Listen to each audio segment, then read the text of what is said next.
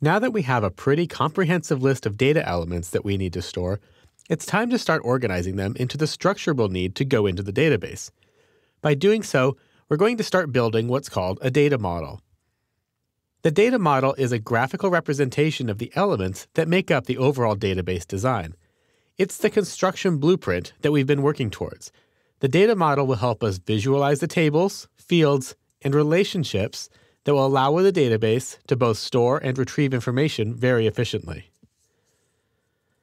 Tables represent the various types of entities that we want to keep track of in the database, and records or rows in those tables hold information about a single person, place, thing, or event. In order to discover the tables that we need to create, we need to take a close look at the field list we generated in the last chapter and start organizing them into logical groupings of entities or subjects. As you scan through the fields, you'll inevitably start seeing the subjects that they characterize. For instance, our employees are characterized by a name, home address, employee ID number, office phone, and cubicle number. The fields oil type, bottle size, weight, description, and price are all characteristics of the products that Two Trees carries.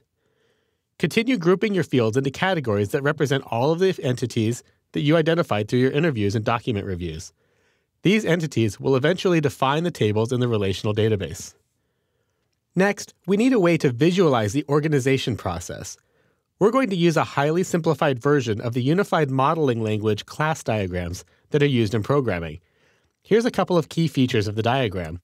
First, each table or entity is represented by a rectangle. Then, fields are listed below the entity name. Entities are connected together with lines to represent the relationships that they have amongst each other. And then symbols are added to the relationship lines to denote the type of relationship involved. We'll take a closer look at relationships in the next movie.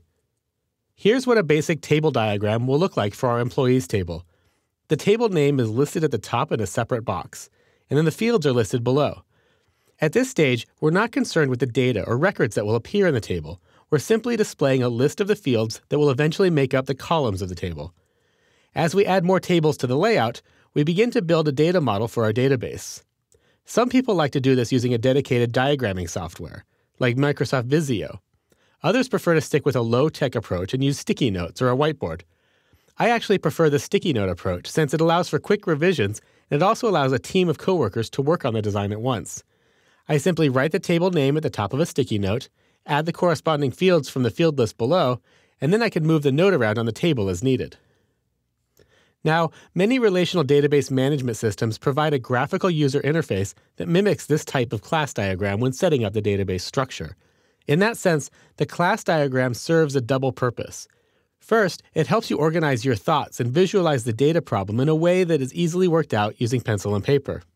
Second, a well-crafted class diagram can significantly reduce the amount of time that it takes to implement your design in the DBMS when the construction phase begins, since you'll only need to merely copy over what you've already designed.